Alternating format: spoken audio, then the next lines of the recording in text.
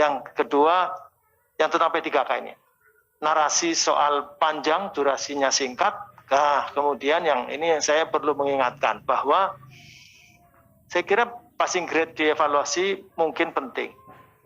Tapi lebih penting lagi adalah mengevaluasi, mengoreksi, afirmasi kepada honorer. Agar status honorer menjadi hilang. Sesuai dengan amanat PP 48 2005. Meskipun sebelum rapat ini dikasih informasi oleh pejabat lama bahwa 2012 katanya status honorer sudah tidak ada lagi, tapi faktanya kami masih diajak rapat-rapat dengan mitra kami itu sampai 2018 sampai ada 3 kali rapat gabungan juga. Rapat gabungan jadi yang mimpin bukan pimpinan Komisi 10 tapi pimpinan DPR. Ada dokumennya ada di sini bahwa 438.000 honorer itu mestinya diselesaikan. Jadi ini saya kira bukan hanya ini ada PR. Nah, yang bagian dari guru ada 157.000. Dosen ada 86.000. Yang lain adalah tenaga kesehatan, penyuluh, administrasi dan lain-lain. Jadi ada 438.000. Ini kesepakatannya diselesaikan dengan 3 skema. Menjadi PNS, P3K, atau pegawai dengan gaji atau honor sesuai dengan UMP atau UMK. Nah ini amanat, jadi mestinya jadi nanti kasihan nanti kalau kemudian yang baru, yang fresh graduate nanti enggak dibentur-benturkan dengan yang tua dan sebagainya.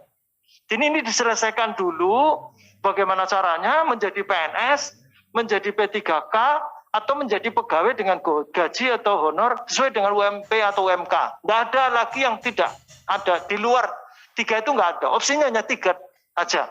Jadi opsinya hanya 3 dan masih ada informasi bahwa sudah lulus tes P3K tapi belum dapat SK. Paling tidak yang nyampe ke Komisi 10 ada Kabupaten Pandeglang ada 494 orang yang sudah lulus P3K tetapi masih belum dapat SK.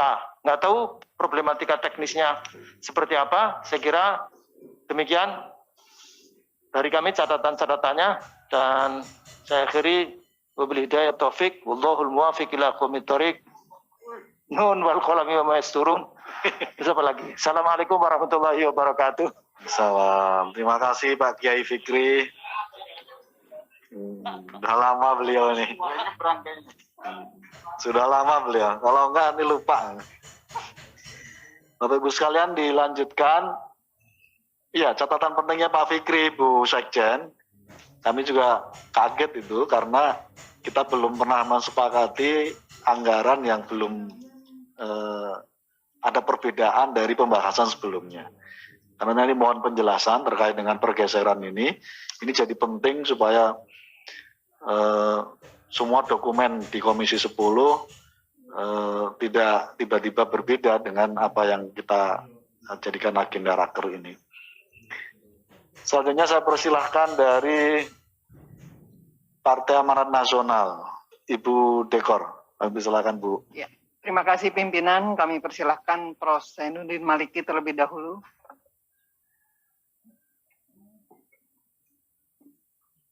Baik, Assalamualaikum warahmatullahi wabarakatuh. Bismillahirrahmanirrahim. Yang saya hormati pimpinan Komisi 10, anggota yang hadir fisik maupun virtual, Pak Menteri beserta jajaran yang saya hormati dan saya muliakan. Pertama-tama kami ingin menyampaikan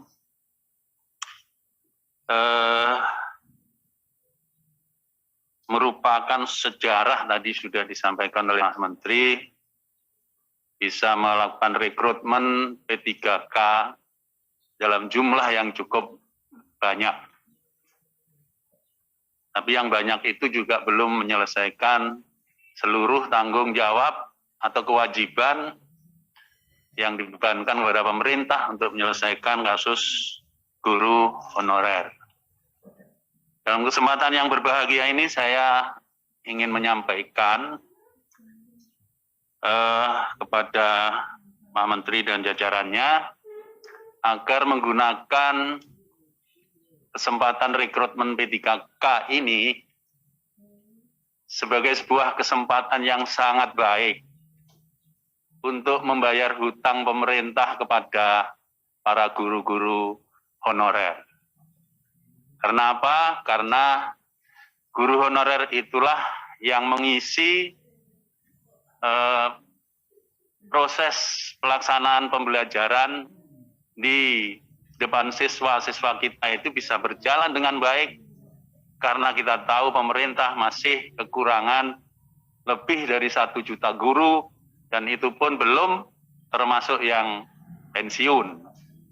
Mereka lah yang mengisi dan sudah bertahun-tahun mengabdi. Sudah banyak disampaikan tadi bagaimana pengabdian mereka. Saya kira sudah cukup digambarkan oleh pembicara atau teman-teman dari fraksi yang lain mengenai perjuangan mereka. Nah, saat ini pun saya tahu bahwa mereka mengikuti rapat kerja hari ini.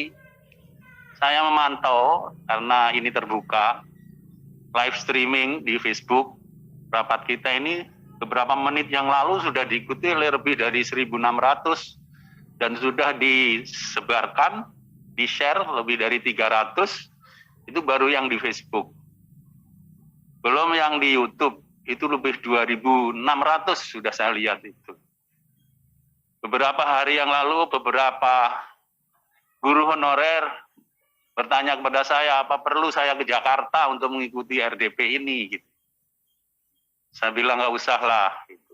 Nanti kami aja yang mewakili menyampaikan kepada Pak Menteri, perlunya mereka yang telah berjasa itu diperhatikan. Afirmasinya diberikan. Dan saya kira kita punya kesempatan untuk memperbaiki afirmasi itu. Nah, sekarang ini mereka merasa dibebani satu tambahan pikiran karena passing grade itu dimaksudkan, mengapa harus tinggi? Karena dimaksudkan untuk melindungi siswa. Karena dimaksudkan untuk mendapatkan guru yang baik gitu. Tapi saya kira ini juga debatable karena tesnya cuma tes kognitif, Pak Dirjen, Pak Menteri. Sedangkan kognitif kan belum bisa menggambarkan seluruh kepribadian seorang guru. Ada guru yang kaya teori pedagogis, tapi miskin pengalaman. Ada guru yang kaya pengalaman, miskin teori pedagogis, sehingga ketika kemudian harus menjawab tes-tes objektif, mereka tidak bisa. Tapi mereka kaya pengalaman. Saya kira ini harus bisa menjadikan dasar pertimbangan kita untuk memberikan afirmasi kepada guru-guru kita, baik yang usia 35 ke atas, maupun yang belum 35 tapi pengabdiannya sudah puluhan tahun. Saya kira itu yang kami harapkan. Sekali lagi, gunakanlah kesempatan mengangkat P3K ini untuk membayar hutang kepada guru-guru honorer kita yang telah memberikan pengabdian mereka untuk bisa diangkat menjadi ASN P3K. Insya Allah kalau afirmasi diberikan oleh Mas Menteri, Pak Dirjen, Bapak bisa mengubah air mata kesedihan menjadi air mata kebahagiaan. Dan pahalanya pasti untuk Pak Menteri dan juga Pak Dirjen serta jajaran yang lain. Saya kira itu, terima kasih. Assalamualaikum warahmatullahi wabarakatuh. Salam, terima kasih Prof. Zainuddin. Silakan lanjut. Mohon izin pimpinan.